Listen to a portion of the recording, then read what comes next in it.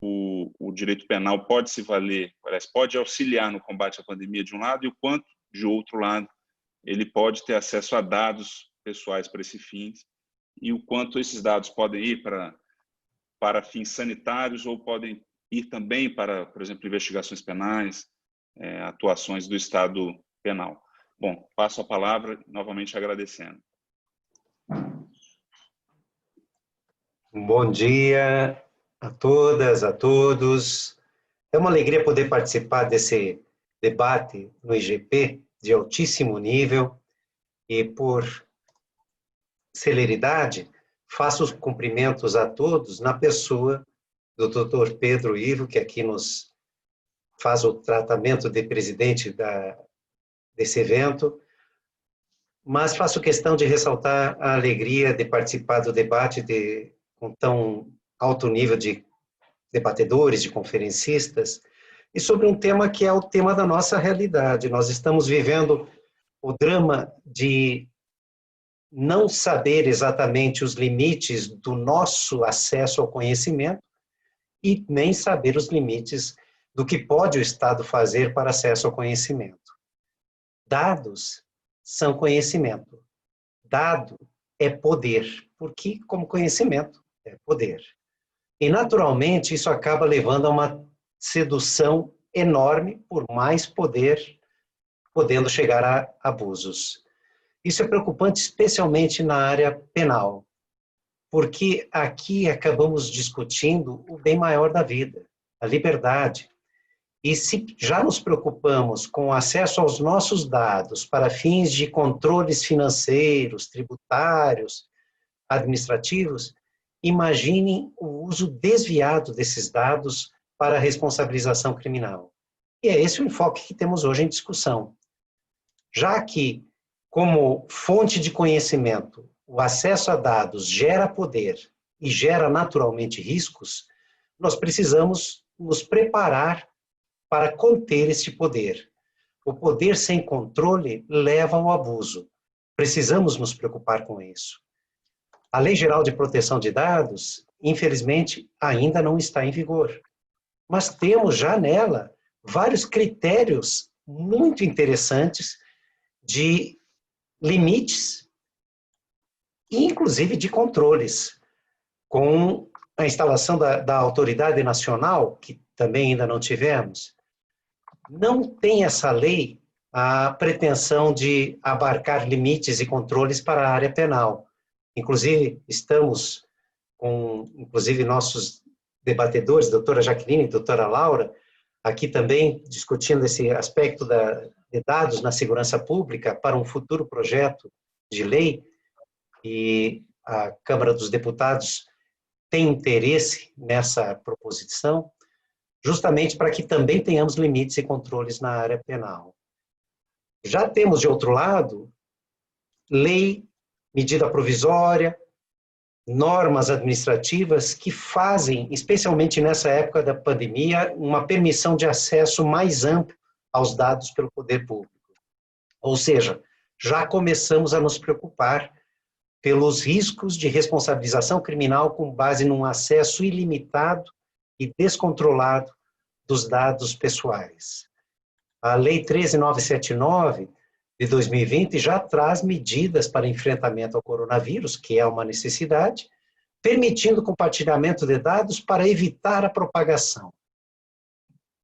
Até aí não nos preocuparíamos, porque são dados para a proteção da saúde pública em época de coronavírus, em época de Covid.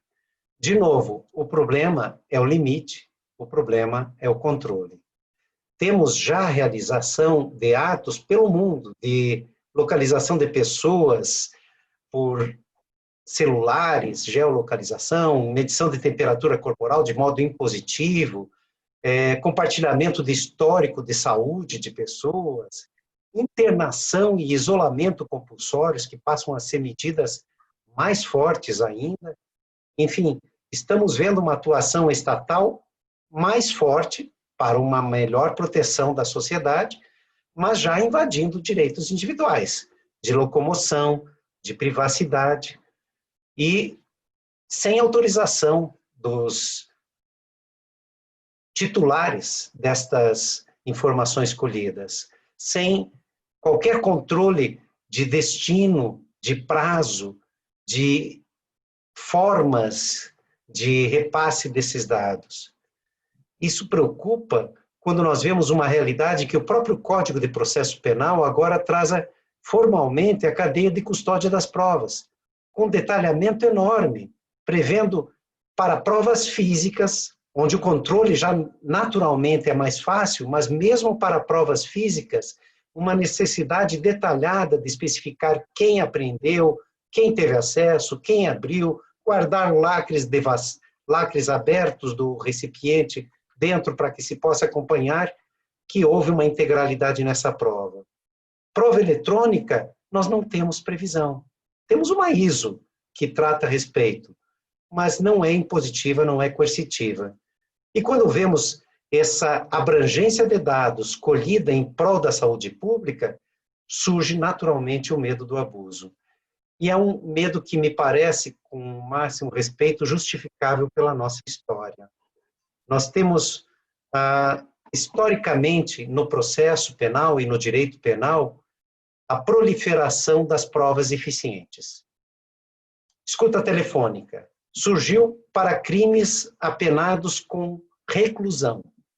Não poderia nem sequer ser feita escuta telefônica, quebra do sigilo telefônico, para crimes de detenção. Hoje em dia, pela justificativa ou da janela quebrada, que um órgão do Estado já tem o conhecimento, então não haveria sentido em limitar esse conhecimento aos outros órgãos, haveria uma mera transferência do sigilo, ou pela teoria das serendipidades, do encontro fortuito de provas, nós fazemos uso das provas da escuta telefônica, que era destinada só a crimes de reclusão, para crimes de detenção, até para infrações administrativas. Porque se diz, não, eu comecei a investigar um crime de corrupção, seríssimo, mas acabei descobrindo que esse funcionário faltou 2 sextas-feiras naquele mês. E se usa essa prova do crime de corrupção, que acaba não se encontrando, para justificar uma punição administrativa.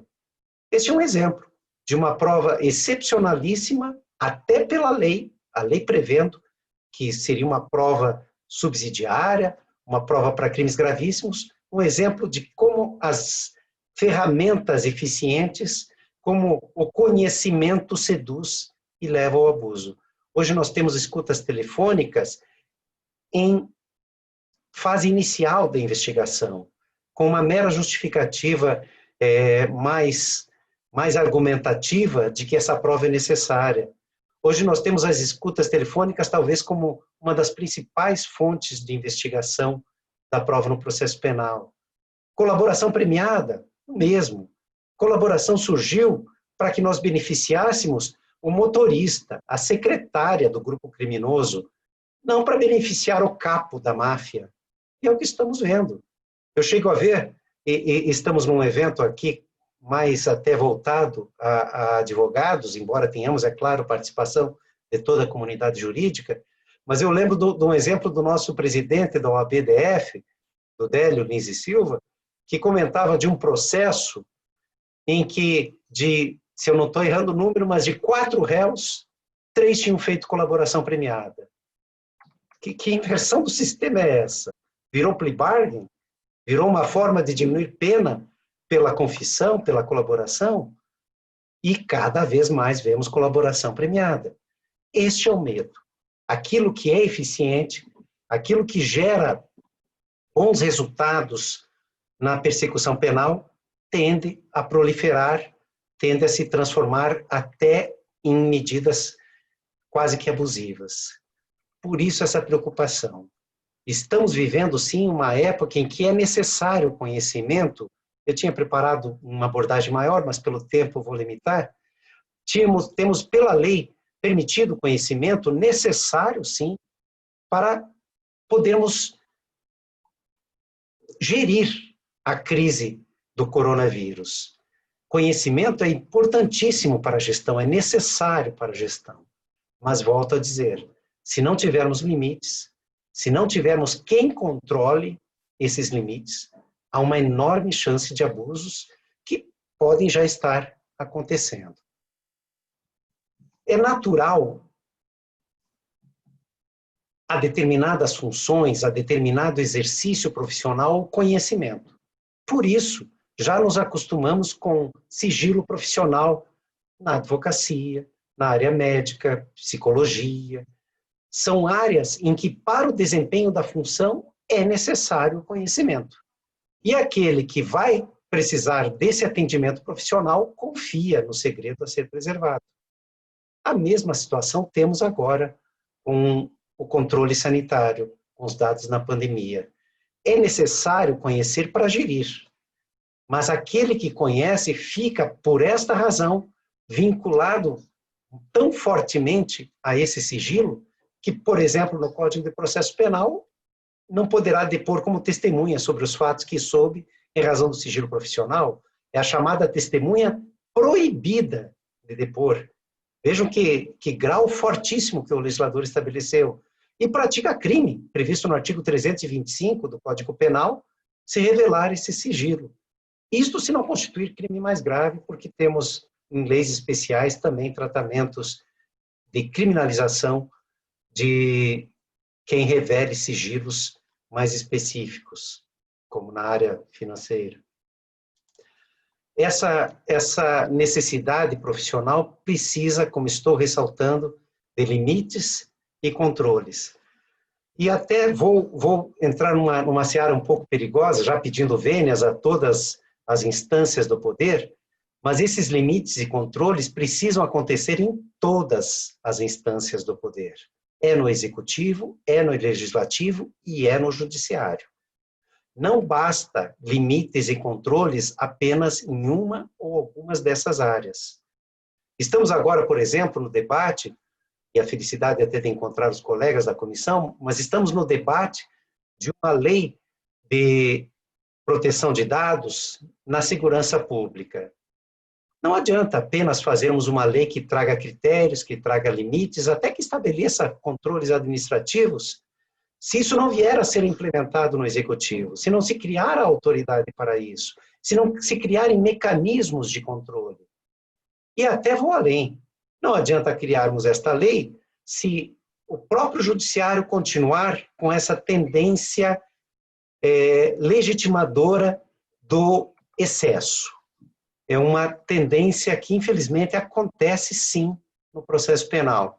Vejam que, por exemplo, a interceptação telefônica que eu já mencionei era destinada a uma modalidade grave de crimes. Hoje, não temos, na verdade, esse limite de restrição legal. Mesmo limites de destinação, como o Código Tributário, que previu a possibilidade de, sem ordem judicial, se acessar dados contábeis das empresas para fins de arrecadação e fiscalização de tributos. Esses dados hoje dão origem à ação penal. Esses dados, por interpretação do Supremo Tribunal Federal, podem ser, de ofício, inclusive, comunicados ao Ministério Público para instauração penal. Ou seja, a lei previu limites, o judiciário não os manteve.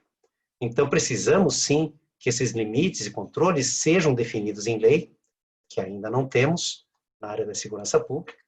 Temos, mas não em vigor na área civil, em sentido amplo.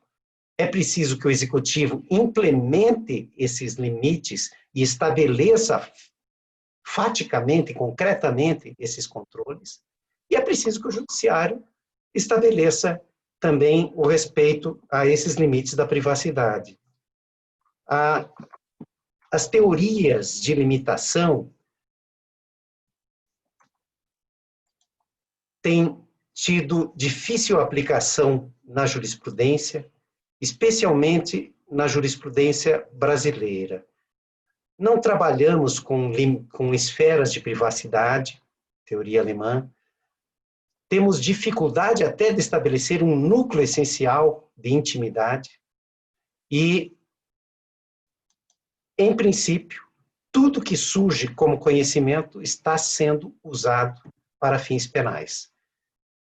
Volto a dizer, seja por encontro fortuito de provas, seja por uma mera transferência de sigilos.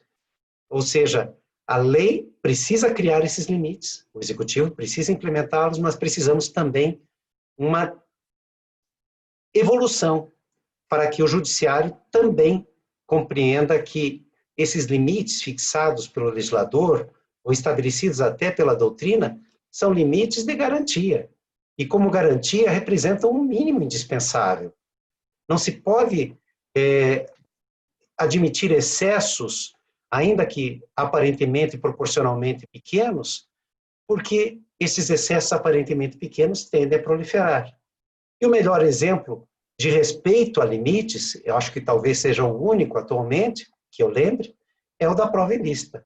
É a única restrição constitucional em que não se estabelecem possibilidades de excesso.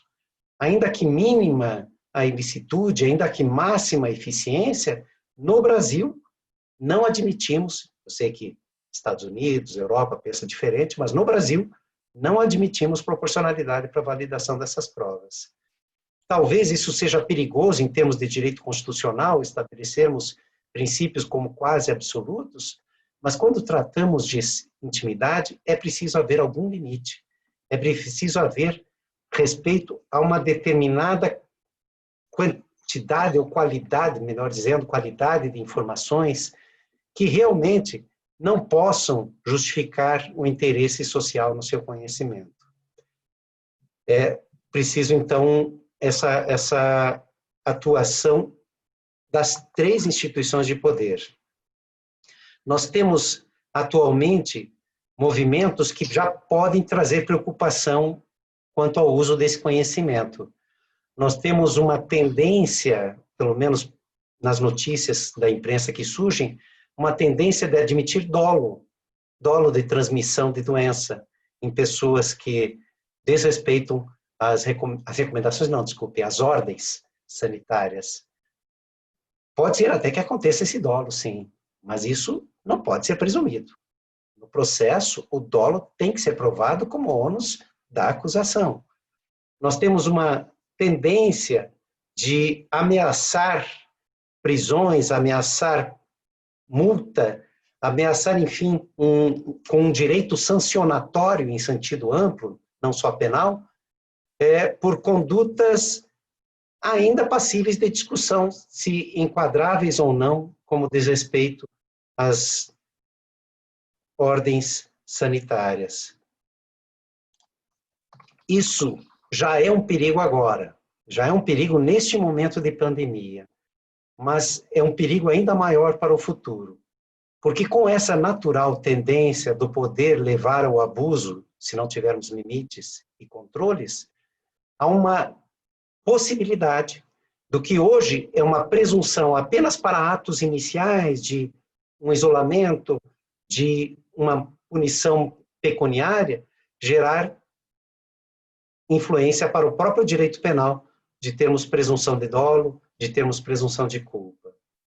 É preciso estabelecermos limites legais ao direcionamento, ao destino e ao tratamento desses dados. Volto a dizer, em processo penal, a custódia de provas não previu expressamente o tratamento de dados, informações, embora talvez sejam até mais facilmente adulteráveis do que um projétil de arma de fogo, uma fotografia, uma prova física. E já estamos tendo esse tipo de discussão. Nós já tivemos arquivos com conversas telefônicas adulterado, e esse arquivo sendo usado como prova no processo penal. Já estamos tendo discussão do WhatsApp web usado pela polícia, num caso concreto que a ministra Laurita Vaz foi relatora e não admitiu essa prova porque, como podia ser uma comunicação do criminoso, no WhatsApp web você não sabe se a informação está partindo do celular ou do computador, poderia então também ser uma mensagem feita pela própria polícia. E aí nós já não controlamos a origem da prova. Nós não temos nada a não ser uma ISO, volto a dizer, nada a não ser uma ISO dizendo como tratar dados para fins de investigação criminal. E o controle sanitário pode vir a gerar responsabilizações criminais. Enfim, pelo tempo que me comprometi a seguir, já estamos na fase de encerramento, eu apenas faria como uma revisão geral dessas ideias que trouxe para o debate, de que precisamos nos conscientizar de que o poder tende ao abuso e precisamos limites e controles. Precisamos nos conscientizar de que dado é conhecimento e conhecimento é poder. Precisamos, por isso, também limitar e controlar esse poder nas 3 instâncias do poder. Não basta, em uma delas apenas, fazer a força modificativa. Precisamos, sim, criar normas legislativas de conteúdo formal de lei, no mínimo, para a proteção do que seria essencial à intimidade de um cidadão. Precisamos que o Executivo implemente essas medidas, especialmente de controle. E precisamos que o Judiciário evolua na proteção a essa garantia mínima, a esse núcleo talvez essencial de intimidade ou algo próximo a isso. A modernização na persecução criminal é imprescindível, é necessária. Nós vivemos uma época de crimes financeiros, pedofilia à distância, tráfico de informações do sistema financeiro por deep web, e a polícia e a justiça criminal precisa também atuar então de forma mais modernizada. Mas eficiência, modernidade não pode representar a abolição das garantias penais e processuais. Precisamos continuar fortemente com a compreensão de que o ônus probatório é da acusação, o réu é presumidamente inocente e de que todo conhecimento precisa limites e precisa controles. Muito obrigado pelo convite, foi um prazer essa troca de ideias. O doutor Ticiano Figueiredo se encontra presente, tinha cumprimentado o doutor Pedro Ivo, cumprimento o doutor Ticiano também pela realização desse evento no IGP. Felicidades a todos. Muito obrigado, ministro. A gente se sente muito honrado com suas palavras. É sempre um prazer aprender com as palestras de Vossa Excelência, com os votos, com os artigos. Eu fiz questão de estar presente aqui o máximo possível, porque eu não queria perder essa oportunidade, mas a presidência do evento está sim com o nosso colega Pedro Ivo aí, que vai seguir o trabalho. Muito obrigado. Ministro, obrigado. Obrigado novamente pela palestra, realmente que mostra uma preocupação que nos enche de esperança aí com essa questão dos dados pessoais e sua utilização no processo penal e no âmbito da segurança pública.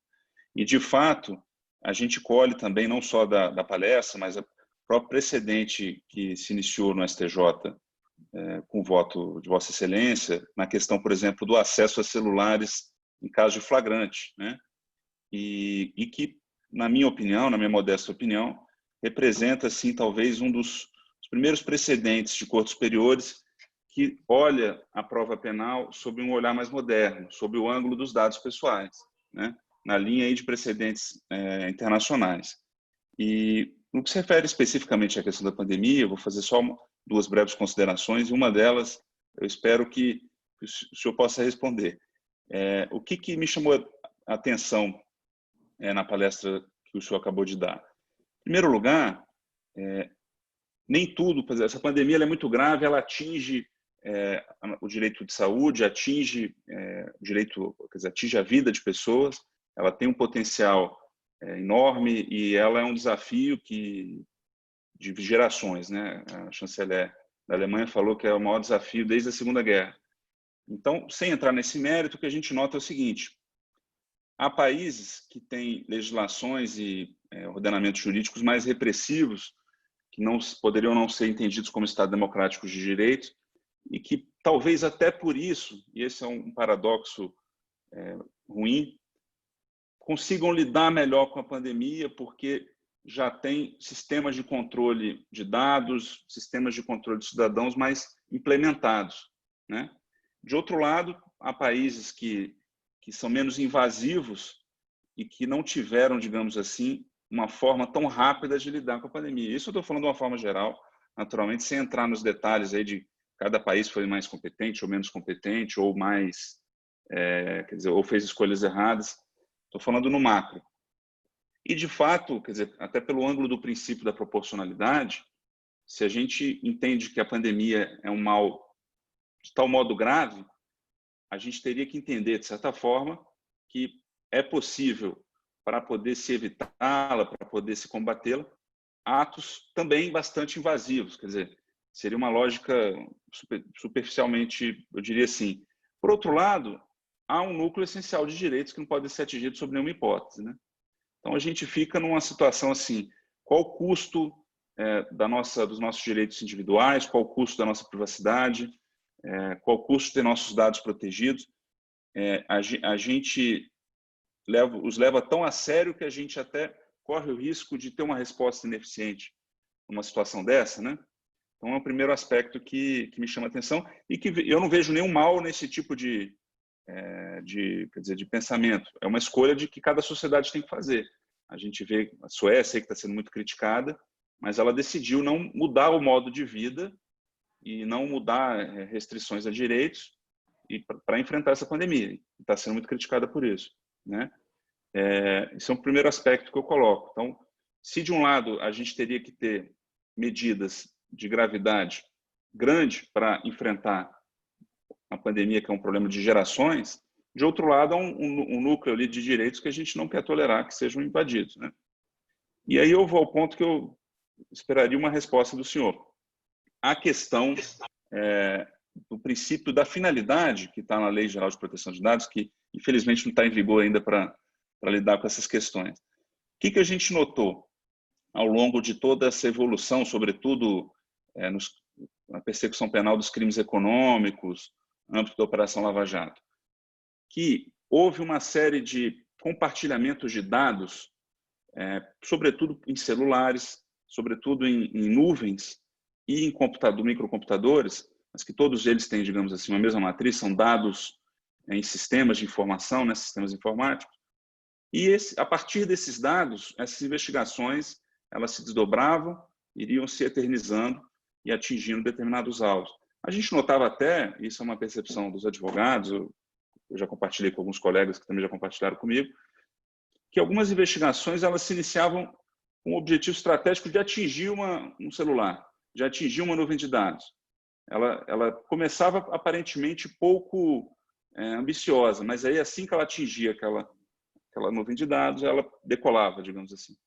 Então, o que pareceu para nós é que aquela jurisprudência, aquele entendimento de que o compartilhamento de provas ele deve ser feito e, basicamente, o que se exige para ele é uma autorização judicial. O controle no compartilhamento de provas tem sido esse.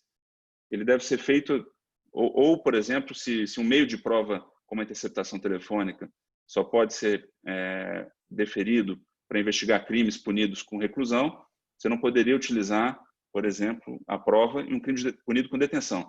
Por enquanto, o que se tem teorizado, além de algumas outras questões, é isso.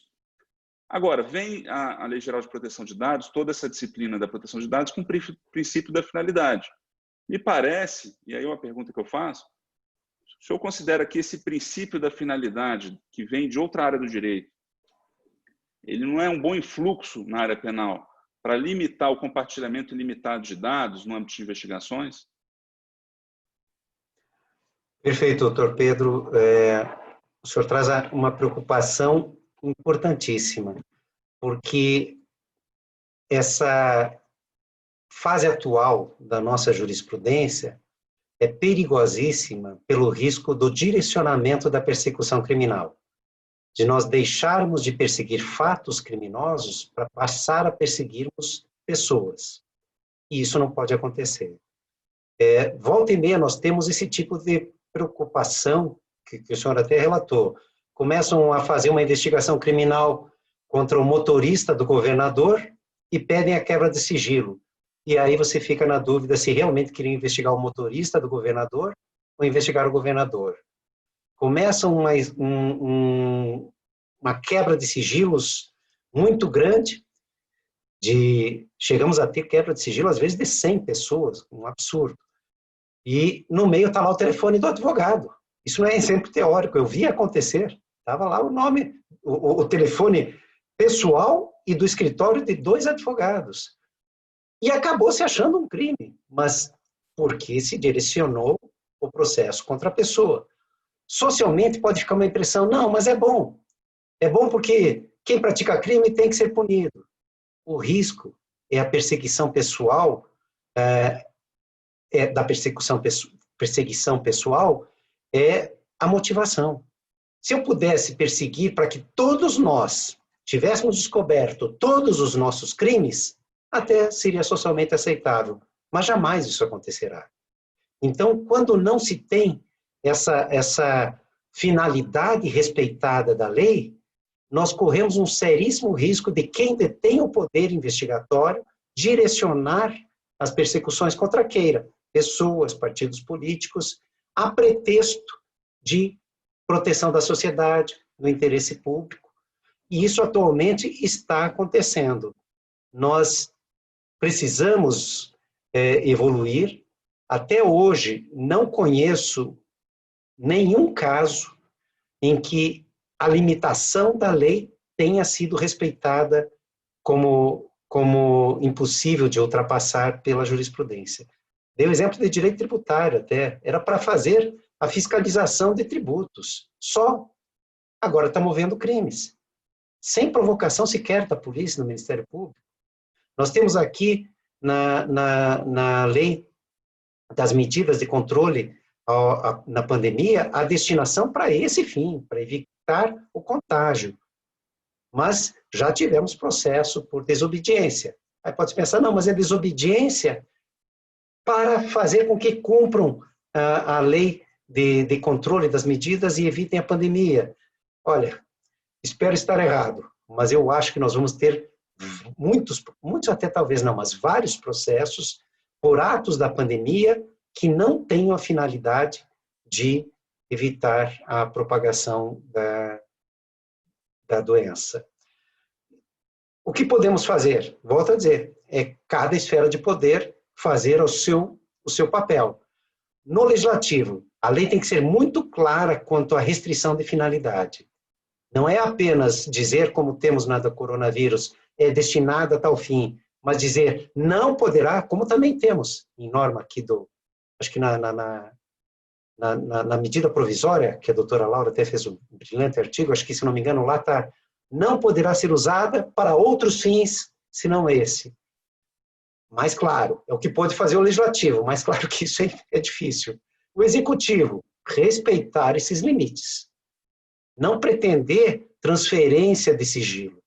E o judiciário, com máximo respeito, tem que evoluir para respeitar os limites admitidos pelo legislador, porque quando usamos o argumento de interesse público em prol da coletividade, aí nós vamos correr o risco, nós que somos mais da área criminal, daqui a pouco termos um direito penal da Lava Jato, um direito penal do inimigo, como se mudasse algo em garantias, porque o risco social é maior.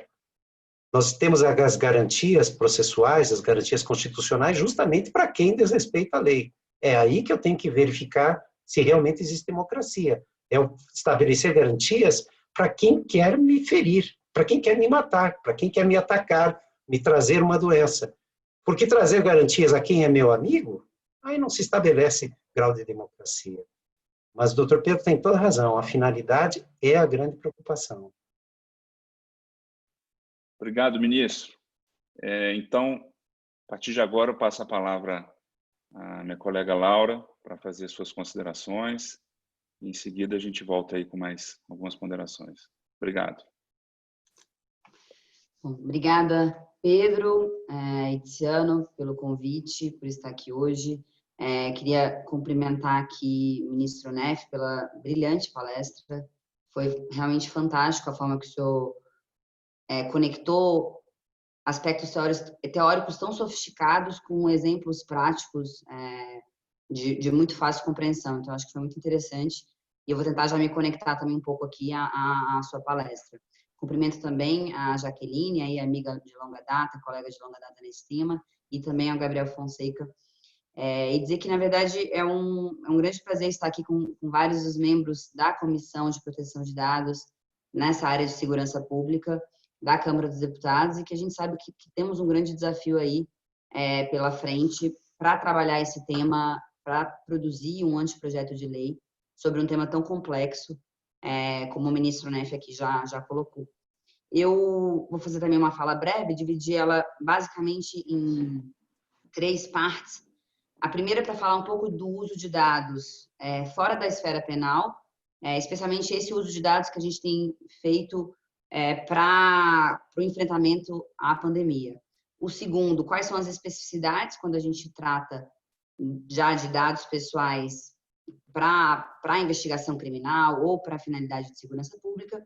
E um terceiro para falar de uma novidade que, ao meu ver, aí a gente tem uma grande novidade nesse cenário brasileiro, que é um direito fundamental à proteção de dados, recentemente, digamos, reconhecido pelo Supremo Tribunal Federal, para que a gente possa também analisar em que medida esse direito fundamental hoje pode impactar o tratamento de dados na esfera criminal. Então, eu acho que, em primeiro lugar, então, falando dessa primeira parte da minha fala, a gente sabe que a pandemia ela suscitou no mundo inteiro, isso não foi só no Brasil, a ideia de que o uso de dados, todo o conhecimento que a gente pode ter a partir de dados, isso poderia ajudar o enfrentamento à pandemia. É claro que isso foi interessante porque a gente viu autoridades do mundo inteiro de proteção de dados se manifestando claramente a favor da utilização desses dados, mas sempre lembrando que esses dados têm que ser utilizados de uma forma adequada, de forma limitada e somente para aquela finalidade. O grande risco que se colocou aí no mundo inteiro foi de que se constituíssem verdadeiros sistemas de vigilância, aparentemente, né, voltados apenas para a crise sanitária, mas que depois esses sistemas de vigilância possam perdurar para além do tempo da pandemia. Então, acho que esse é o maior risco. E, no nosso caso, eu diria que esse risco ele era ainda maior pelo fato de não termos a Lei Geral de Proteção de Dados em vigor ainda. Então, acho que esse é um ponto importante. O ministro Neff também colocou isso de forma muito precisa. Nós temos essa fragilidade. Nós, em plena pandemia, quando precisávamos, de fato, coletar mais dados para entender como a população estava se comportando, nós não tínhamos uma Lei Geral de Proteção de Dados em vigor e nós também não temos uma Autoridade Nacional de Proteção de Dados. Então, acho que isso tornou a situação do Brasil mais frágil do que de outros países, né? No entanto, e eu acho que isso foi interessante, a gente percebeu que houve uma tentativa de que, dado que a lei já estava pelo menos aprovada, houve uma tentativa de que vários sistemas de coleta de dados tentaram pelo menos se guiar pelos princípios da lei, já que a lei, afinal, foi aprovada. Eu acho que isso foi importante. A lei, nesse sentido, a LGPD ela acabou, pelo menos, sendo utilizada como um parâmetro, né? Dado que foi um parâmetro aprovado por unanimidade, tanto na Câmara, no Senado, e sancionado pelo presidente da República. Então, eu acho que isso, pelo menos, causou, digamos, um certo alento. O que eu queria ressaltar ao falar aqui dos dados, das práticas que foram, digamos, e que têm sido utilizadas, né, no combate aqui à pandemia, quais são as práticas mais gerais que são utilizadas? A primeira que nós usamos aqui no Brasil foi a de utilizar dados agregados de movimentação, e aí tanto de aplicativos de celular quanto os fornecidos pelas próprias empresas de telefonia. Isso se deu por meio de acordos entre os estados e as empresas de telefonia ou essas empresas de aplicativos de localização. E eu diria que, em relação a esses dados, há uma preocupação de privacidade, é claro, mas não tão grande quanto em relação àqueles aplicativos de tracking, né, de rastreamento, porque esses, de fato, armazenam dados individualizados. Em relação a esses dados agregados, eu diria, o maior risco, ele se dá pelo fato de que, embora sejam dados anonimizados, se o processo de anonimização não for, de fato, confiável, ele pode ser muito facilmente revertido. e, portanto, a princípio eu teria uma anonimização, mas é uma anonimização que de forma muito fácil pode ser revertida. Então, esse eu diria que é o maior risco em relação a esses dados agregados. Não obstante, eles formam, sim, e formaram no Brasil, uma forma eficiente e importante de controle para que a gente pudesse saber quais bairros, quais cidades, quais estados têm um maior nível de isolamento ou não. Né? Um outro tipo de uso de dados para o combate à pandemia foi esse de aplicativos de tracking, que tem sido muito falado, especialmente na Europa agora, recentemente, tentando se buscar algum tipo de utilização de um aplicativo mais eficiente. No Brasil, nós não tivemos uma iniciativa central nesse sentido, e mesmo iniciativas, eu diria, pontuais, elas são muito frágeis, porque esse tipo de sistema de rastreamento, para que a gente possa rastrear o doente, né, a pessoa que foi diagnosticada com a doença e depois rastrear quem teve contato com ela, isso só faz sentido quando nós temos muitos testes, né? Testes massivos aí em uma boa parte da população, o que não é o caso no Brasil. Então, isso já deixa de imediato essa opção para o bem e para o mal, né? Como uma forma de controle da pandemia, ela já fica uma medida, eu diria, deixada de lado, né? O que a gente tem, e o que eu tenho visto, são aplicativos, não esses de rastreamento, de tracking, mas alguns aplicativos que buscam verificar aquelas pessoas que tiveram sintomas. E elas próprias podem declarar se elas tiveram aqueles sintomas. Em relação a esses aplicativos, a gente vê que, em geral, é a vontade da pessoa, é o consentimento da pessoa no qual esse uso e a coleta de dados se baseia. Eu queria mencionar aqui um aplicativo da UNB que me trouxe um pouco de preocupação, porque ele condiciona esse tipo de divulgação dos sintomas que a pessoa está sentindo a um cumprimento de créditos na universidade.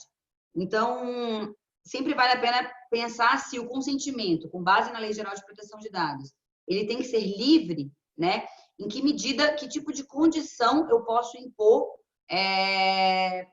para que a pessoa, de fato, divulgue seu sintoma. Então, nesse caso desse aplicativo da UNB, chamado Vigilância Participativa, Guardiões da Saúde, eles dizem o seguinte, olha, você, aluno, professor, você pode ganhar tantos créditos se você, todo dia, fizer uma espécie de check-in nesse aplicativo, dizendo qual é o seu estado de saúde.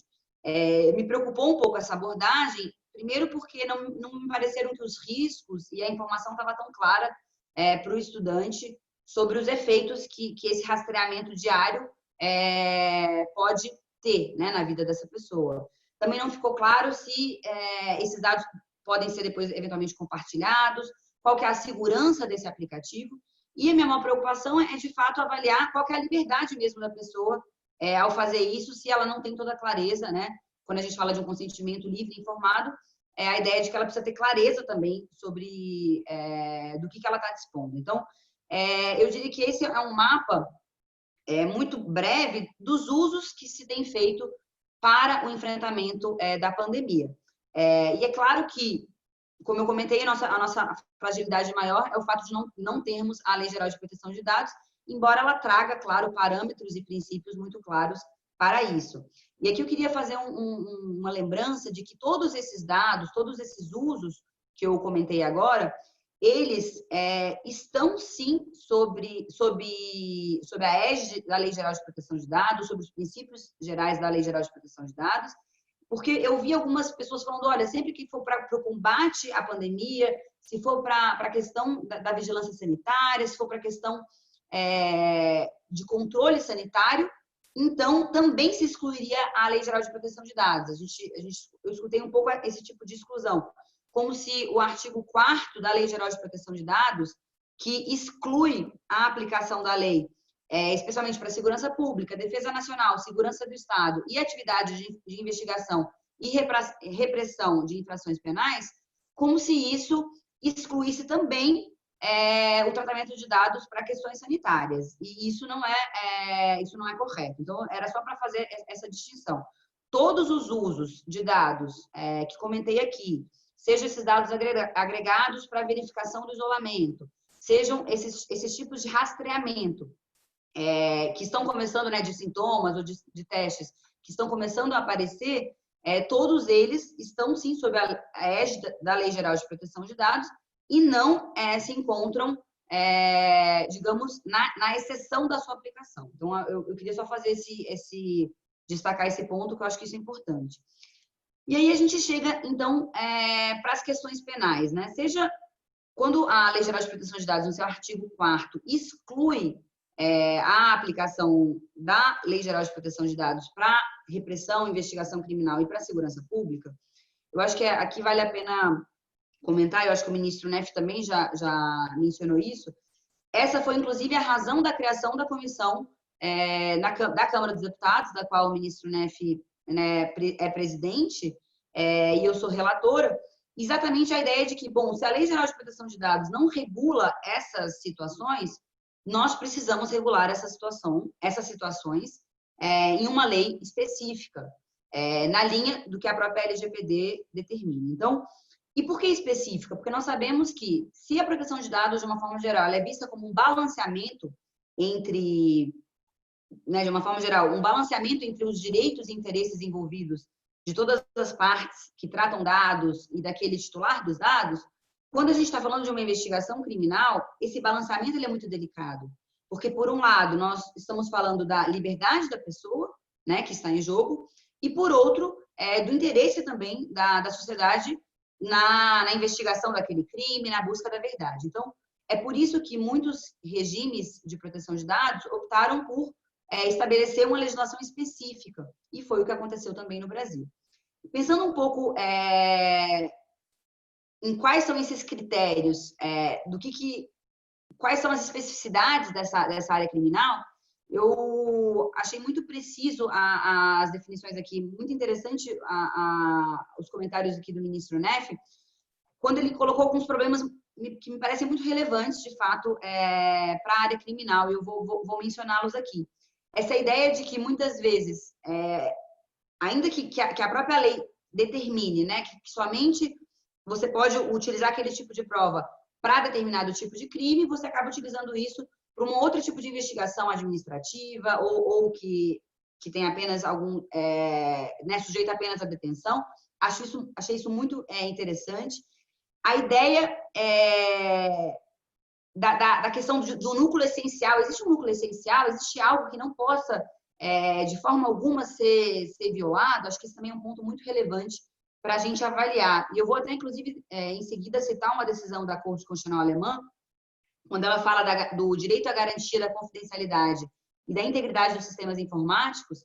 Ao tratar esse direito fundamental, na verdade, ele visava tratar daquele tipo de software, né, que a gente chama de software dos cavalos de Troia, que são, digamos, instalados nos aplicativos, celulares, agendas, computadores dos investigados, para que se possa analisar toda a movimentação online daquela pessoa. E a Corte Constitucional Alemã, nesse ponto, diz, olha, existe sim um núcleo essencial, que quando o Estado está buscando, nesse tipo de investigação, se permite, a partir de uma lei específica que permita a utilização desse tipo de software, quando ele diz, olha, eu posso fazer esse tipo de investigação, qual seria o núcleo essencial? O núcleo essencial é tudo aquilo que é íntimo, tudo aquilo que está armazenado no computador daquela pessoa, todas digamos, os contatos delas privados e íntimos que não se relacionam àquela investigação. E aí, nesse direito, digamos, até bastante moderno da alemão, porque ele, inclusive, se refere à confidencialidade e integridade dos sistemas. Então, é quase um direito que se refere a um sistema e não só à pessoa. Então, para proteger a pessoa, o direito acaba se referindo a esse sistema. E o que ele diz então, sempre que esse tipo de cavalo de Troia ou de software acabar armazenando essas informações íntimas que não são relevantes para a investigação, isso deve ser destruído. Então, a gente tem que pensar que a própria investigação ela tem que ser feita de uma forma que, quando ela se depara com esse tipo de informação, ela precisa conseguir separar, né, o joio do trigo, aquilo que não é necessário, aquilo que é íntimo, e depois, inclusive, destruir esse tipo de prova. Então, a gente sabe que os desafios práticos para isso, obviamente, são imensos, mas eu acho que mostra bastante essa ideia de que o que seria o núcleo essencial, especialmente quando a gente está falando de investigação criminal. E eu acho que um ponto também muito relevante é o da reserva legal, né? É curioso que a gente não tem, eu acho que principalmente no direito penal, a gente tem falado cada vez mais dessa necessidade da reserva legal. Qual que é a lei que permite, que tem permitido ao judiciário, ao executivo, né, aos poderes, realizar determinados tipos de investigação, realizar determinados tipos de coleta de prova. Então, a questão da reserva legal é muito importante, porque, por um lado, no nosso direito, a gente sempre falava muito de reserva de jurisdição. Aquilo que está autorizado pelo juiz, a princípio, pode ser feito.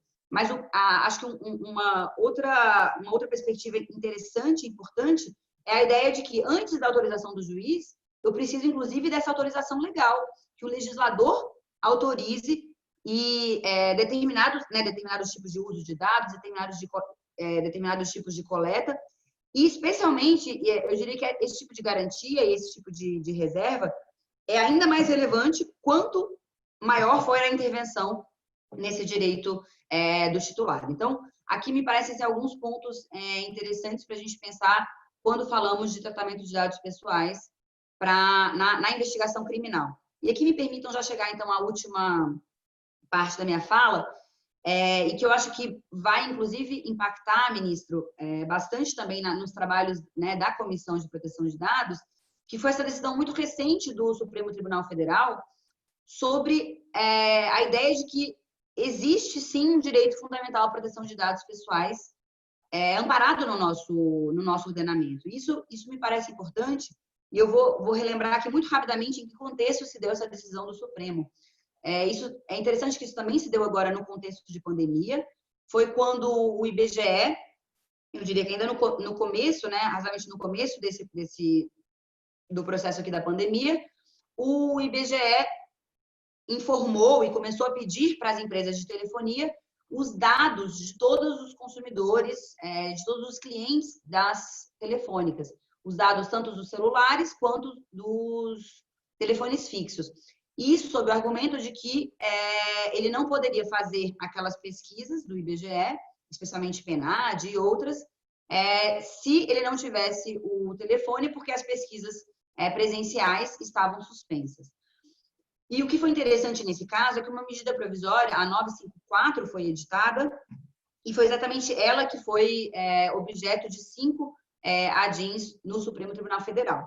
Foi nesse ensejo, foi nesse contexto, que o Supremo Tribunal Federal suspendeu a eficácia da medida provisória, determinando que esses dados não poderiam ser coletados da forma que a medida provisória determinava. E aqui eu vou muito rapidamente explicitar quais eram as fragilidades da medida provisória, né? Eu diria que a primeira surpresa nesse caso foi por que foi medida provisória e por que não poderia ter sido, eventualmente, uma lei inclusive com pedido de urgência. Porque o fato de ter sido medida provisória não permitiu que as pessoas discutissem minimamente, né, o que estava sendo realizado.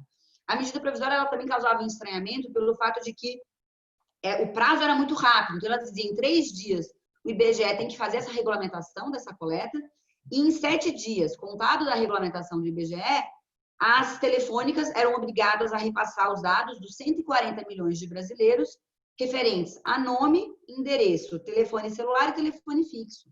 Né? Então, eu diria que também essa rapidez, essa agilidade com a qual o IBGE precisava desses dados, não dava sequer não dava sequer tempo nem para o Congresso fazer as emendas à medida provisória, nem mesmo no tempo, eu diria, nesse tempo mais rápido que o Congresso se propôs, nesse prazo mais rápido, a partir do qual o Congresso se propôs a analisar as medidas provisórias, nem nesse tempo mais ágil seria possível fazer as emendas a ela. Então, eu acho que tudo isso impressionou muito, mas talvez o ponto mais impressionante de todos era o fato de que o próprio IBGE, na sua página, ele divulgava que, por um lado, já estava fazendo essas pesquisas, então mostrava que ele de alguma forma, ele já tinha esses dados. Então, se ele já estava fazendo essas pesquisas, a primeira pergunta era qual que era a razão de você constituir esse imenso banco de dados, com esses dados importantes de toda a população brasileira, se essa pesquisa já estava sendo feita. E talvez o ponto de maior perplexidade de todos, eu acho que isso foi expresso por todos os ministros do Supremo, foi o fato de que o próprio IBGE, no momento em que dizia que ele já estava fazendo as pesquisas, ele dizia, eu estou fazendo essa pesquisa amostral, com cerca de 100 mil, 200 mil brasileiros. Quando, na verdade, esse imenso banco de dados, na verdade, a coleta de todos os dados exigia os dados de 140 milhões de brasileiros. Então, acho que essa desproporção, né, essa desproporcionalidade entre os dados efetivamente requeridos para pesquisa, que eram de cerca de 200 mil pessoas, e dos dados que estavam, de fato, sendo coletados pela medida provisória dos 140 milhões de brasileiros, essa desproporção, eu acho que causou uma grande perplexidade também nos ministros. Então, a ausência de proporcionalidade da medida provisória, eu diria que foi o aspecto central, e foi a razão pela qual todos, na verdade, a gente teve uma votação de 10 ministros a favor da suspensão da medida provisória.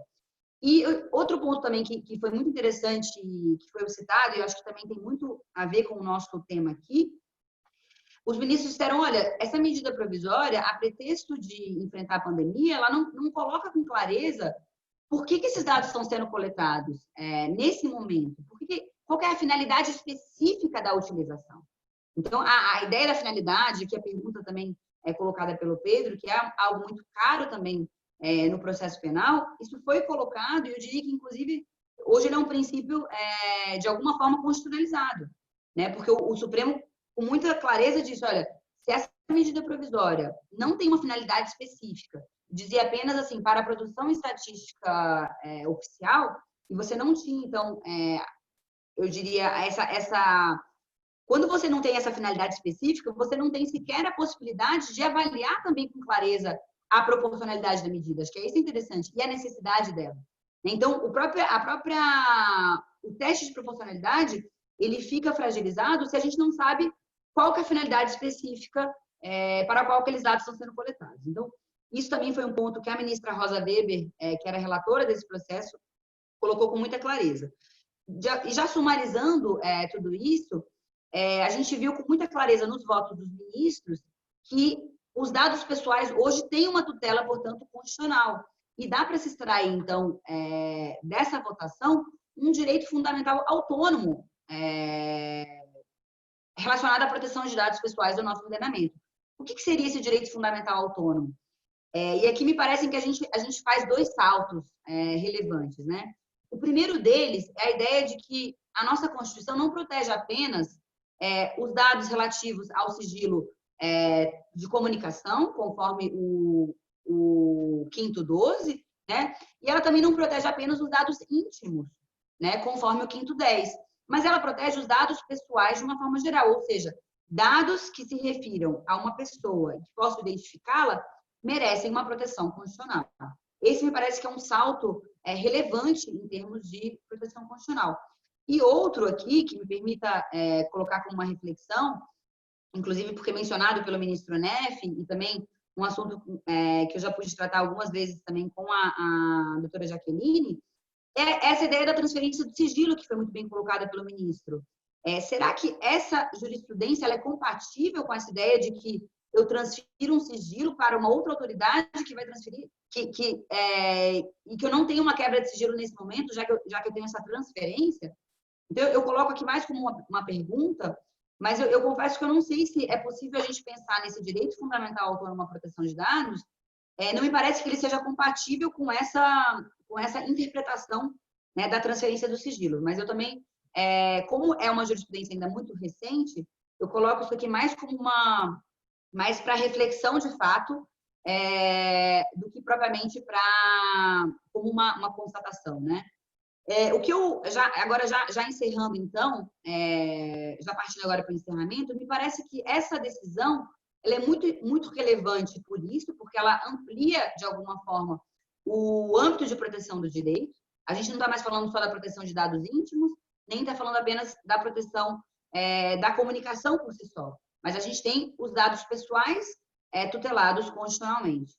É claro que os impactos disso, eu acho que agora a gente vai ter que avaliar doutrinariamente, e os impactos, como todo direito fundamental impacta especialmente os três poderes de uma forma direta, que estão submetidos à Constituição de uma forma direta, executivo, judiciário e legislativo, e também qual seria o efeito desse direito, digamos, para o setor privado, especialmente quando a gente fala da eficácia horizontal dos direitos fundamentais. O que eu acho interessante aqui, só para consolidar, é que me parece quais são os desafios. O que eu acho que quais são os desafios, e aqui eu encerro, quais são os desafios que essa jurisprudência nos traz. Pensar, então, em que medida a ideia de transferência do sigilo continua válida à luz dela, a ideia em que medida a reserva legal não é um componente do próprio direito fundamental e, portanto, sempre que esse direito estiver sendo violado, sempre que houver uma intervenção excessiva e relevante nos dados pessoais das pessoas, eu preciso de lei para limitar esse direito. Então, eu acho que esse é um outro aspecto importante, que já vem sendo, como o ministro Neff também muito bem colocou, já vem aparecendo bastante na jurisprudência do STJ, essa ideia da reserva legal, e que me parece que agora a gente também tem um fundamento constitucional muito claro quando falamos, então, de um direito fundamental à proteção de dados, né? E eu diria que a nova fronteira, e o terceiro desafio que eu coloco aqui, é pensarmos, de fato, como vamos avaliar, à luz desse novo direito fundamental, essa intervenção mais excessiva, né, mais dessas novas tecnologias, como eu comentei quando a gente está falando desses softwares de cavalo de Troia, né?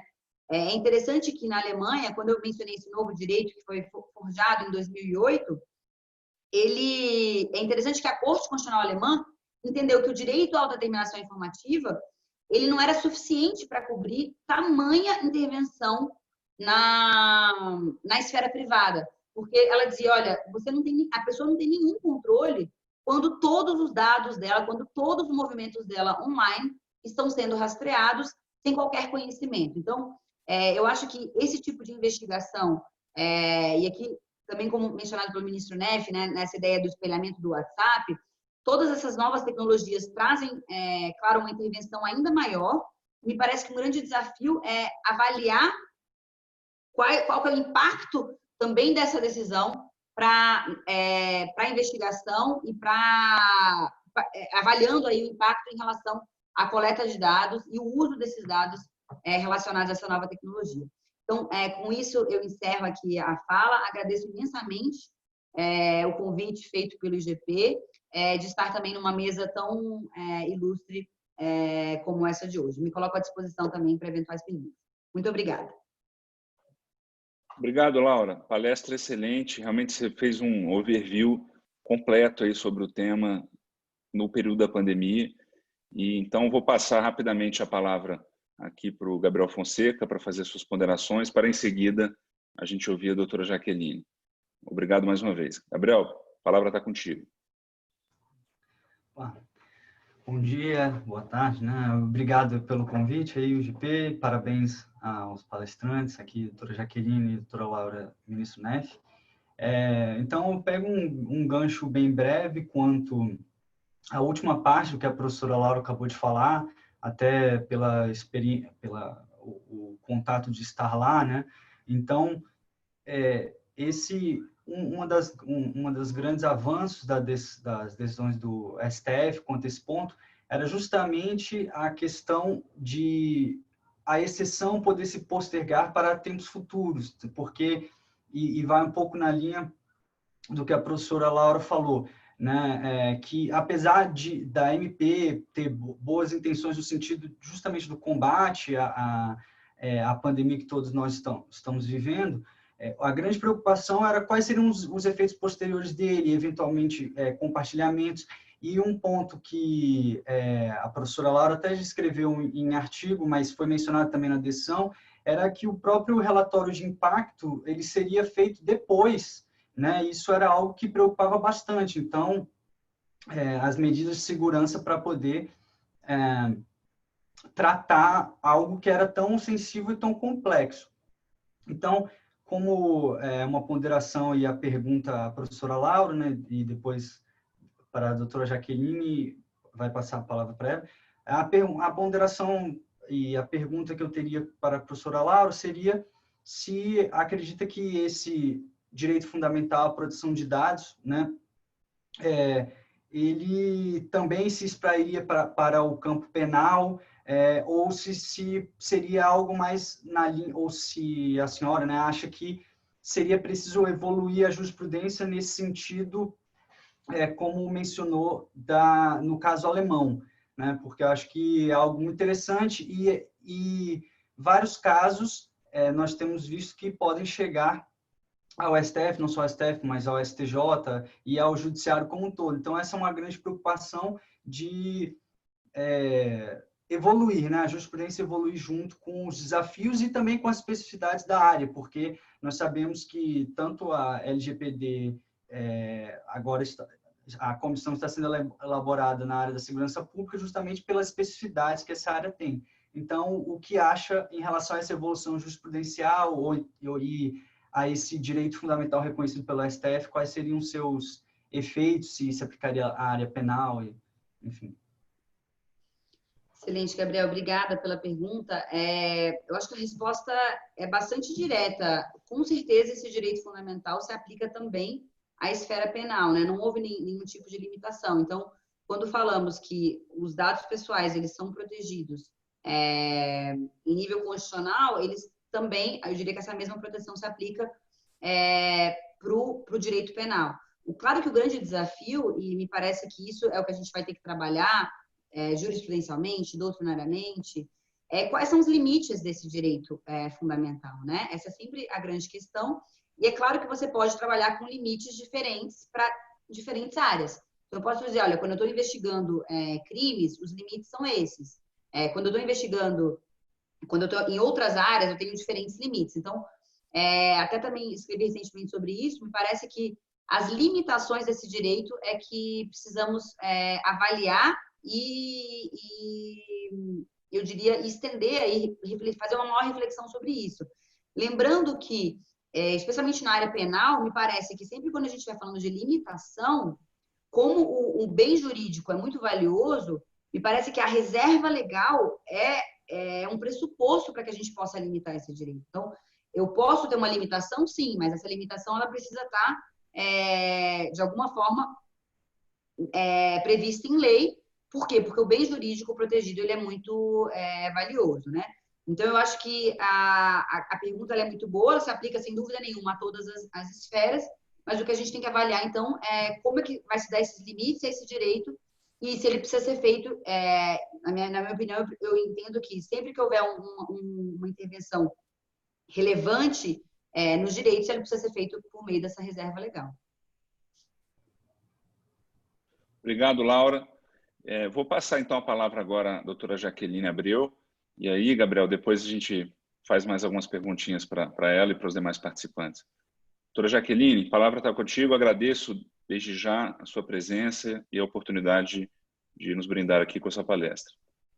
Muito obrigada, Pedro. Boa tarde a todos. Eu gostaria de começar cumprimentando, então, os colegas, né, participantes da mesa, o ministro Neff, a professora Laura. É uma honra enorme estar aqui com vocês. Muito difícil também, ainda mais depois de duas exposições tão brilhantes como foram a de vocês. Eu quero agradecer o convite feito pelo IGP, na pessoa do Pedro. Eu estou muito feliz de estar aqui. Quero parabenizar vocês por promoverem esse debate tão importante. A minha contribuição hoje vai um pouco, acho que uma mistura das duas exposições anteriores, e ela pretende mapear, como fez a Laura no início, né, algumas discussões que surgiram sobre acesso a dados no contexto das discussões sobre estratégias de combate à pandemia, mas também e as repercussões que isso poderia ter, inclusive, em matéria penal. Mas logo depois eu também gostaria, depois de feito esse mapeamento, né, fazer algumas observações sobre algumas matérias que precisam ser aprofundadas e algumas noções que vieram para ficar. Então é na mesma linha mesmo que os meus colegas. Aqui no Brasil, como já foi exposto, a gente teve principalmente duas discussões que ganharam bastante repercussão, né? E as duas delas, eu diria, envolveram qual é a extensão possível de parcerias público-privadas para a finalidade de combater a pandemia. Então, como a professora Laura ia dizendo, primeiro houve essa discussão, né, em torno da imposição por meio de uma medida provisória, de uma obrigação para que empresas de telecomunicações compartilhassem bases de dados com nomes, telefones e endereços com o IBGE para fins de pesquisa. E nós tivemos também, como outro exemplo, essa celebração de vários acordos entre governos, né, principalmente a nível estadual, mas no início também se cogitou a nível federal, e empresas de telecomunicações e de aplicativos de marketing e geolocalização para compartilhamento de dados agregados sobre geolocalização de pessoas para informar taxas de isolamento social. No primeiro caso, como a professora Laura comentou, nós tivemos um posicionamento muito eloquente do STF, né, sobre esse assunto, reconhecimento de que esses dados também, desse tipo, essa natureza de dados também é englobada, é protegida constitucionalmente, que uma medida dessa com um escopo tão ambíguo e um alcance tão excessivo não poderia ser admitido. E no segundo caso, esses exemplos desses acordos, né, que existiram entre empresas e governos estaduais, principalmente, nós tivemos essas discussões em diversos mandados de segurança, né, alguns que inclusive chegaram ao STJ, e um posicionamento no sentido de que, como não havia um compartilhamento a nível individual, identificado da geolocalização das pessoas, mas apenas de forma agregada e anonimizada, não haveria uma violação à Constituição nem à legislação federal aplicável. Então, o primeiro ponto que eu queria fazer desse mapeamento inicial é que essas discussões elas se deram a um nível de inteligência, né? Como o ministro vinha falando, de ganhar conhecimento sobre o compartilhamento de informações com o Estado, que podem ajudá-lo na formulação de políticas públicas de combate à Covid, né? De vigilância epidemiológica em geral. Então, envolvia um interesse público mais geral, uma intenção preventiva do Estado, tendo em vista um interesse de proteção da saúde da população, né?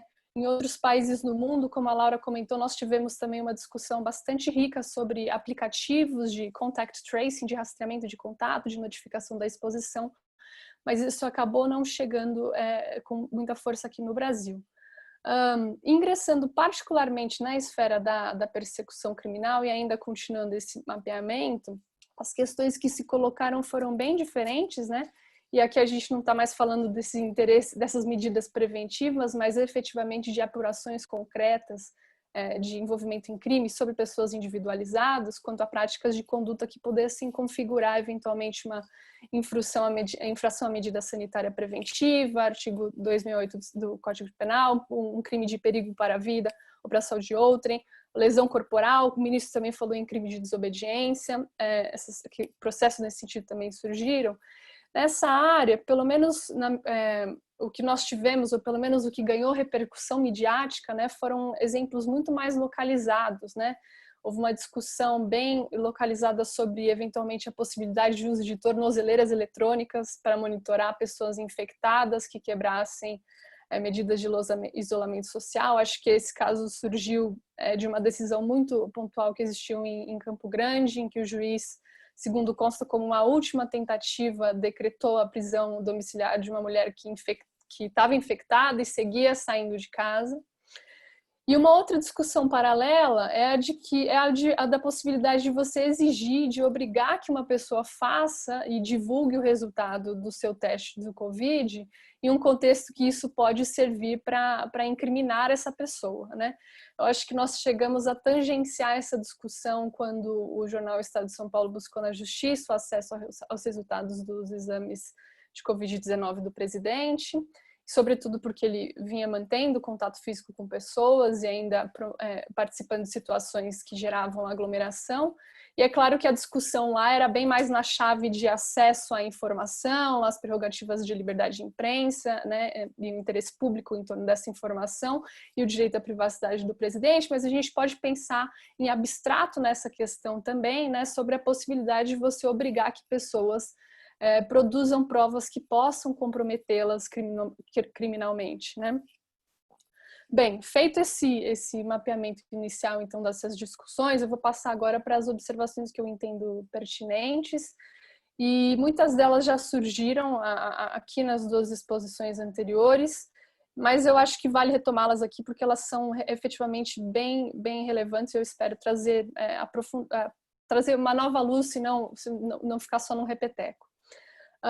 Bom, eu comecei falando das medidas preventivas, né, de monitoramento preventivo, de vigilância epidemiológica, então sobre elas eu vou trazer aqui 3 lições que eu acho que a gente pode tirar. A primeira dela é como a professora Laura acabou de pontuar sobre a importância do princípio da legalidade, do princípio da reserva legal. Toda e qualquer medida que pretenda coletar ou obter acesso a dados de qualquer tipo que seja, inclusive para controle sanitário, vigilância epidemiológica, ela precisa ter uma base legal. Esse é um princípio que ele é muito relevante do ponto de vista da proteção de dados pessoais, porque envolve uma intervenção no próprio direito sobre informação da saúde da pessoa, né? Uma superação, talvez até do consentimento dela sobre a informação que vai ser repassada. Então, por isso que é importante que seja norteada e prevista em lei, né? Aqui a gente falaria, por exemplo, do artigo 11, inciso 2º-B da LGPD. Mas esse é um princípio que é anterior à LGPD, eu diria, né? É um princípio inerente ao próprio direito administrativo, ao princípio da legalidade estrita, né? No sentido de que o Estado só pode atuar segundo previsto em lei. E como o ministro comentou, a Lei 13.979, que dispõe sobre as medidas de enfrentamento da pandemia, nela foi incluído um dispositivo que obriga o compartilhamento entre órgãos e entidades da administração pública, né, de informações sobre a identificação de pessoas infectadas e de suspeitos. É o artigo 6, né, dessa legislação. E esse dispositivo, a meu ver, acabou servindo para justificar um compartilhamento de informações que hoje serve para alimentar as estatísticas sobre Covid no Brasil, né? Naturalmente, essas estatísticas elas são divulgadas de forma que não se identifica ninguém, mas para que elas possam ser geradas de forma organizada e até estudadas por diversos órgãos de pesquisa Brasil afora, é necessário que haja um nível de integração entre unidades de saúde, laboratórios públicos e privados, né, e as secretarias de saúde a nível municipal, estadual e federal. E como eu disse, sendo essa uma informação de saúde sobre a pessoa que é muito sensível à luz do próprio conceito da lei, né, era muito importante que existisse, então, essa base legal, né. Relacionado a esse ponto, e já seguindo para a segunda observação que eu gostaria de fazer, é uma nota sobre as possibilidades e os limites dos envolvimentos de empresas privadas, principalmente aquelas que atuam na área de dados, né, mas que não atuam na área da saúde necessariamente, nessas estratégias que podem ajudar no combate à pandemia. Me parece que uma discussão, uma lição importante que a gente já pode tirar é que essas empresas privadas elas podem ajudar, mas que seria um problema ou que precisaria de muito mais discussão você tentar obrigar que elas cooperassem, ou que elas façam algo ou providenciam, forneçam dados de forma forçada, né? Ao redor do mundo, nós não vimos, aliás, nenhum tipo de país com uma tradição democrática forte forçando empresas a abrir dados, né? Abrir bases de dados sob a alegação de que isso seria necessário para controle da doença. Aqui no Brasil, as principais estratégias que existiram nesse sentido, né, que envolveram dados de mobilidade, como a professora Laura falou, eu também exemplifiquei, e outras iniciativas também, como esses aplicativos de notificação, de exposição ao vírus. As mais produtivas e as mais sólidas iniciativas, elas partiram de um diálogo, né, entre agentes públicos e agentes privados, ou então de estratégias voluntárias das empresas que já eram feitas ou precisavam ser feitas dentro dos limites legais pré-existentes e das autorizações que elas já têm com relação aos seus próprios usuários, de onde vêm esses dados, né? E uma noção muito importante aqui que eu queria recuperar e que eu acho que apareceu em toda a exposição do ministro, eu fiquei muito feliz de ouvir a exposição dele nesse sentido, eu acho que essa é uma noção que permeou, então, toda essa observação, é a ideia de divisão informacional dos poderes, né? Esse é um dos princípios que servem para sustentar uma sociedade baseada em dados ou na coleta e uso de dados de uma forma democrática, né?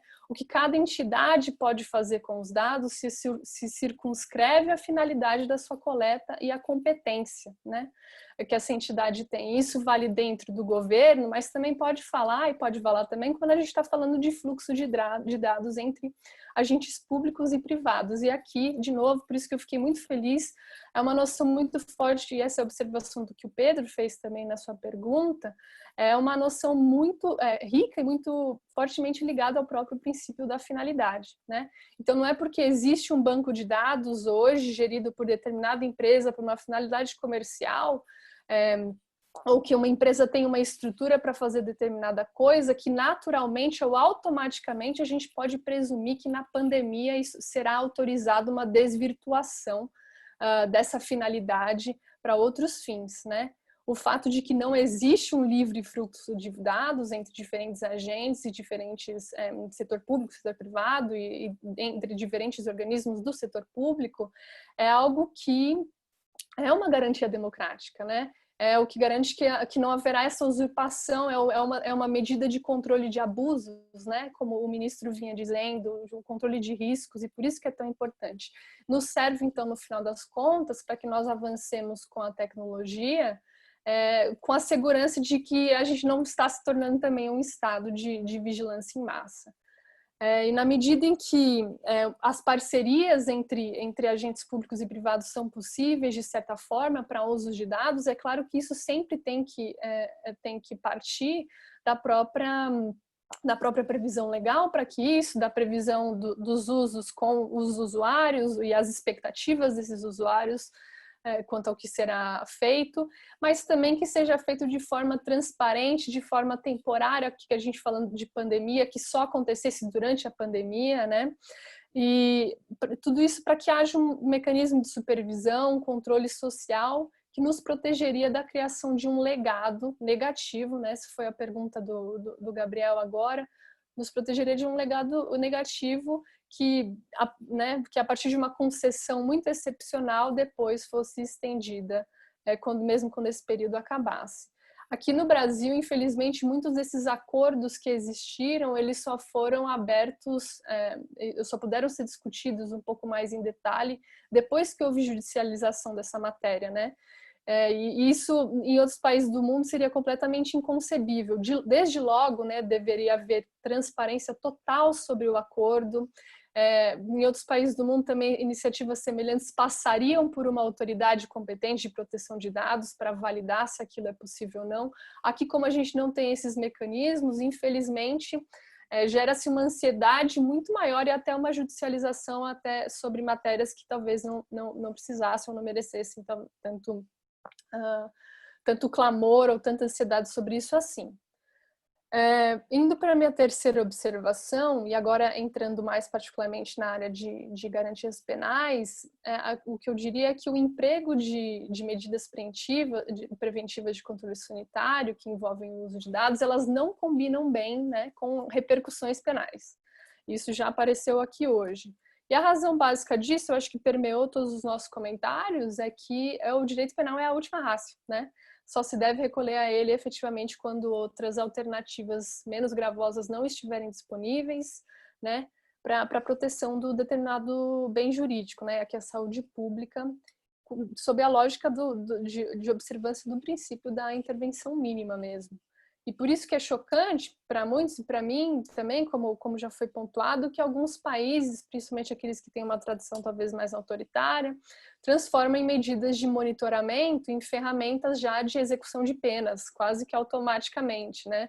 Então, em alguns países, por exemplo, na Rússia, se viu que a lista, a informação das pessoas infectadas já alimentava sistemas de reconhecimento facial, então se a pessoa saísse de casa logo, enfim, isso poderia incriminá-la, a polícia já era acionada, esse tipo de coisa.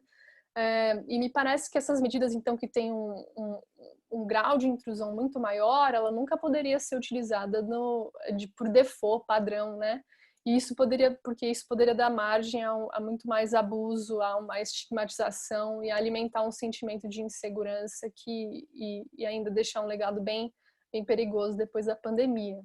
No caso do Covid, uma observação interessante é que parece que a aplicação combinada, né, da repercussão penal pode até sabotar o propósito da saúde pública, né? Essa foi uma preocupação que surgiu muito com aplicativos de contact tracing, principalmente fora do Brasil, porque não existe, as pessoas não têm confiança de instalar esse tipo de aplicativo se elas souberem que aquilo pode intimidá-las, né? Então as pessoas simplesmente não adotam, não se engajam com esse tipo de programa, porque tem o medo dessa repercussão, né? Então, de novo, aí é uma incompatibilidade total, seria então uma noção que a gente teria que medir se houvessem iniciativas nesse sentido aqui no Brasil. Como agora feitas essas observações sobre medidas preventivas, eu vou terminar com uma mais aplicável ao contexto da persecução penal, e envolve basicamente uma observação de que para a obtenção de elementos de informação que possam ser usados contra indivíduos envolvidos em crimes, como contra a saúde pública, né? A lógica do acesso a dados é o mesmo que já existe hoje no Brasil, é a previsão aliás, seria aplicável, ou a gente deveria recorrer às normas que hoje já existem no Brasil sobre essa matéria e que balizam as condições de acesso de autoridades policiais, autoridades investigativas de modo geral, a certos tipos de dados.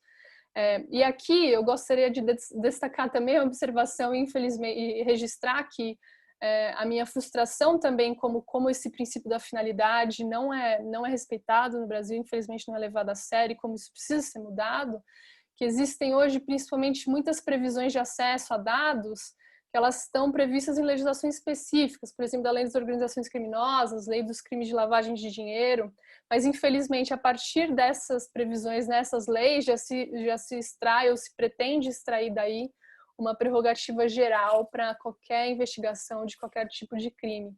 Uma nota interessante é que, por exemplo, para acesso a dados de geolocalização, o Código de Processo Penal prevê apenas a utilização para crimes especificamente lá listados que envolvem tráfico de pessoas. Mas, de repente, já se gostaria de querer utilizar esse tipo de informação para qualquer outro tipo de crime, né? Então, infelizmente, mesmo nessas condições, existe essa dificuldade no Brasil, né, desse respeito à finalidade, inclusive, quando está bem claramente delimitado em lei. Ainda sobre a lógica, como o Pedro pontuou, de que talvez uma autorização judicial pudesse ser suficiente para superar ao limite que já existe na lei, né? Então, de novo, aqui essa observação me parece que o que a gente quer aqui é que também seja observada a lógica do princípio da legalidade e da intervenção mínima. Então, não é para todo tipo de crime que a gente já quer uma repercussão penal, que já se admitiria acesso a dados de forma geral. Para informações de saúde sobre exames médicos, hoje a lógica geral é que com uma ordem judicial você também consegue o acesso, mas me parece que no contexto específico em que você quer produzir essa informação, né, o princípio da não autoincriminação chegaria muito forte aqui, mereceria um cuidado muito mais específico, aí uma discussão sobre o que sobre o que significa também só recorrer ao princípio ao direito penal como última ratio, nesse caso concreto. Bom, para terminar, eu gostaria de dizer, então, que para nós que trabalhamos com essa preocupação, com a preservação de garantias constitucionais, no início existiu bastante dessa preocupação com um legado negativo, né, que existiria da pandemia em termos de erosão a direitos, né? Mas parece que nós fomos poupados, de certa forma, de muitas discussões, de muito legado negativo nessa área, porque não se empreendeu tanto, né? Digamos assim. Mas, de todo modo, o que eu tentei destacar é que há algumas discussões positivas e que há muitas noções que vieram à tona durante essa pandemia que devem continuar norteando as nossas discussões, que merecem ser aprofundadas e que envolvem aí a proteção de dados e garantias penais, que a gente precisa ser levado. Então, muito obrigada, gente. Muito obrigada pelo convite. Fico à disposição para perguntas. Obrigado, Jaqueline, pela sua brilhante palestra. Eu acho que você fez uma sumarização aí do tema realmente brilhante. E eu vou me permitir fazer uma brevíssima pergunta aqui.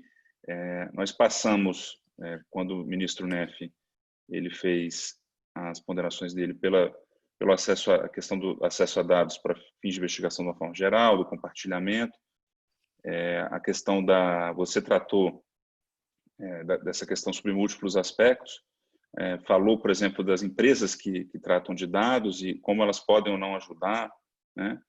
E eu tratei naquela pergunta, o ministro Neff falou e a Laura falou, você também, sobre os dispositivos informáticos, né?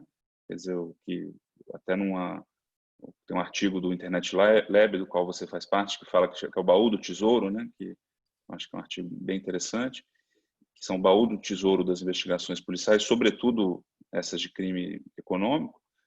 E aí, nesse tempo de pandemia, eu tenho uma faceta aí dos dados que eu acho que que eu me permito perguntar para você, que são os dados que estão com o Estado já, por exemplo, em um banco de dados, e que são numerosos, são de diversas categorias, quer dizer, tem dados de assistência social, que tem uma particularidade, tem dados de saúde, tem dados financeiros, tem dados gerais, e o compartilhamento dentro do próprio Estado, por exemplo, ou o acesso a banco de dados pelas agências penais, pela polícia, pelo Ministério Público e pelo Poder Judiciário.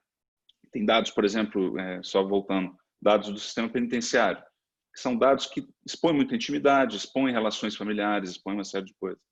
Mas, além disso, então, a pessoa, por exemplo, cede dados para fins de assistência social, mas ela pode, por conta do compartilhamento livre de dados dentro do governo, que às vezes ocorre por meio de atos bem assim não transparentes, às vezes um decreto ali, ou às vezes nem isso. Eu já vi casos de convênio entre órgãos,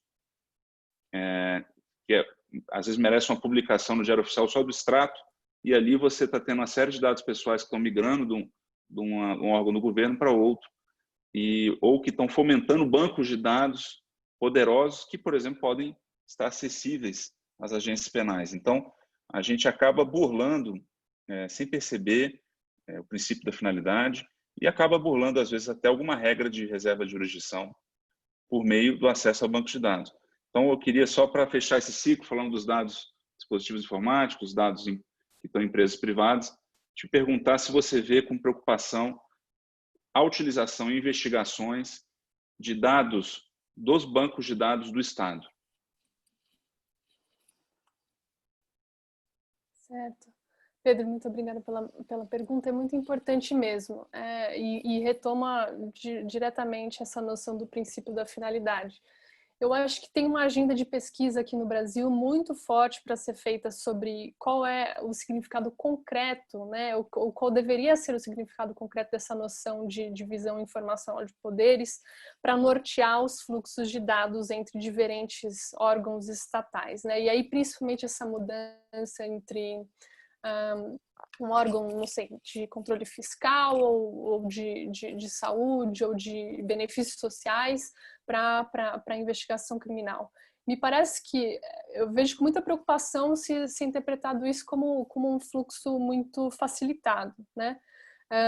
Me parece que realmente, como já foi observado aqui diversas vezes, nós queremos guardar o direito penal realmente para as circunstâncias em que a gravidade da conduta justifica, né, essa intervenção.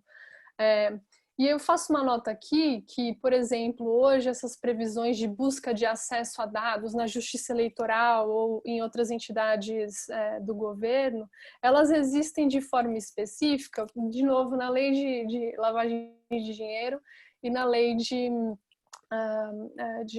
crimes, né, de organização criminosa.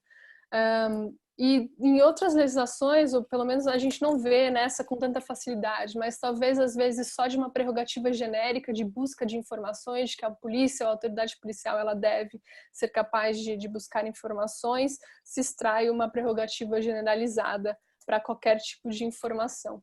Me parece que dentro dessas comunicações e pedidos entre autoridades, né, estatais, é muito mais difícil haver instâncias de controle. Mas é justamente por isso que a gente quer que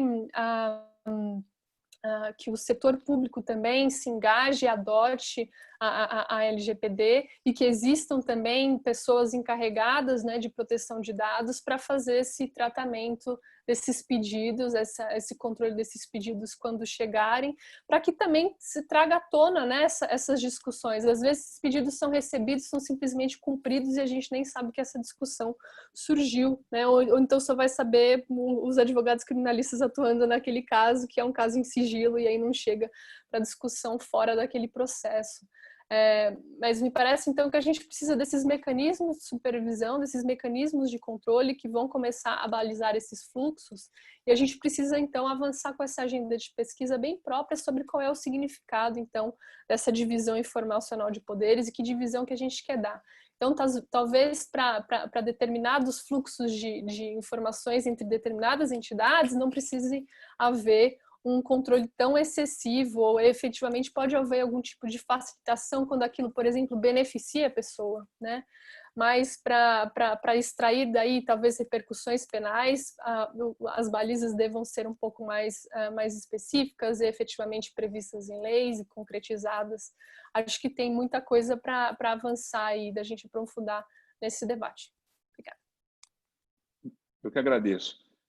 Antes de passar a palavra ao Gabriel para fazer uma última pergunta, eu gostaria só de salientar um aspecto que me pareceu relevante aqui, da leitura do artigo do ministro Neff, publicado nesse mês ainda, se não me engano, na primeira semana do mês, que é o aspecto da cadeia de custódia aplicada na prova digital, que é um tema que eu acho que ele vai ser uma garantia de suma importância, me parece, para a gente poder ter segurança da origem dos dados, do respeito às normas de proteção aos dados pessoais e no âmbito das investigações, né? Então, esse é um aspecto que eu achei bem relevante do artigo do ministro e que eu deixo aqui também para, se alguém quiser, o ministro, a Laura ou a Jaqueline quiser fazer um comentário sobre isso. E já passo a palavra também ao Gabriel para fazer uma última pergunta, porque já está chegando, quer dizer, já entramos na hora do almoço e todo mundo deve estar com fome. Gabriel, então, te passo a palavra aí para você fazer mais uma perguntinha. Também gostaria de elogiar o artigo do ministro Neff, né, que foi excelente, publicado no Conju, e até mesmo pelo nível de humanismo, né, que a gente encontra no final do artigo, falando um pouco sobre essas relações que a pandemia trouxe, mas ao fim trazendo algumas, vamos dizer, expectativas. E aí eu pego nesse gancho assim um pouco, porque claro, a gente falou das grandes preocupações que nós devemos ter, né, quanto ao tema e cada um dentro do seu âmbito, mas a Jaqueline tocou um ponto que eu gostaria de ouvir os três, ou quem se dispor, dos efeitos também positivos, né, desse debate que se instaurou, né, talvez, qual seria a visão de que, por exemplo, querendo ou não, com esse contexto social, né, todas as repercussões negativas, a única coisa positiva que eu consigo ver é esse engajamento maior quanto ao tema e o debate que foi bem lembrado pela doutora Jaqueline, e que pode ser visto também um pouco no artigo do ministro Neff, né, de sempre relembrar a importância de não se deixar que momentos de exceção sejam postergados, né, para o futuro, e que medidas excepcionais sejam efetivamente aplicadas para o contexto específico. Então, eu queria ouvir de algum dos três nossos palestrantes sobre essa reflexão quanto ao contexto social e, enfim, para os efeitos futuros, vamos dizer assim, né? Bom, se ninguém se dispuser, eu vou, já que a Jaqueline é a caloura aí dos três palestrantes, eu vou indicá-la para responder. Legal. Bom, eu adoraria ouvir, na verdade, o ministro Neff e a professora Laura sobre esse assunto. Acho que o Gabriel realmente teve esse legado muito importante, assim, de sensibilização, eu acho, de diversas autoridades e de principalmente no judiciário brasileiro, sobre esse assunto, né? com decisões muito importantes, né, já que já exigiram um nível de sofisticação sobre essa matéria de proteção de dados e que, como a professora Laura colocou, elas são noções que vão ser carregadas e que agora a gente vai ter que começar a pensar como é que elas refletem em outros contextos, né, que vão além da pandemia. Principalmente essa decisão do STF certamente será muito importante. E mais abrangente, eu acho que essa visão crítica também dessa necessidade de controlar abusos, de controlar riscos, né? E que às vezes, por mais que um dado pareça ser banal ou que pareça que já está circulando por aí, ele ainda assim merece proteção, porque, enfim, a depender do seu escopo, das utilizações ou da própria fragilidade da medida que estiver sendo discutida, ainda dá margem para muitos abusos e para muito descontrole, né? Então, eu acho que foi mais esse registro assim, dessa sensibilização, né, sobre essa matéria que é o legado positivo, eu acho, que a pandemia está deixando em matéria de proteção de dados. Bom, obrigado, Jaqueline. Então, já que chegamos aí quase a 13h, eu vou agradecer a presença de todos nesse evento virtual, elogiar novamente a brilhante palestra do ministro Neff Cordeiro, que com o seu espírito humano, que já tinha deixado claro no artigo, em suas decisões, acho que resumiu muito bem aqui toda a preocupação desse momento.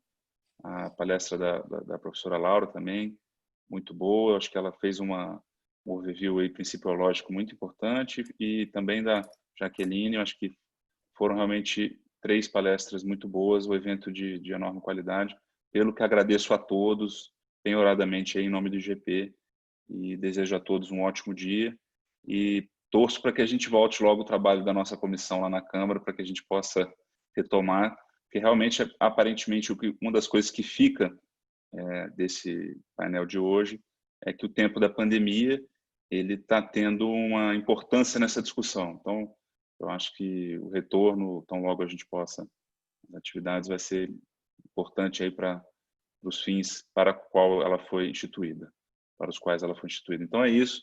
Agradeço a todos, Gabriel também, e desejo a todos um excelente dia.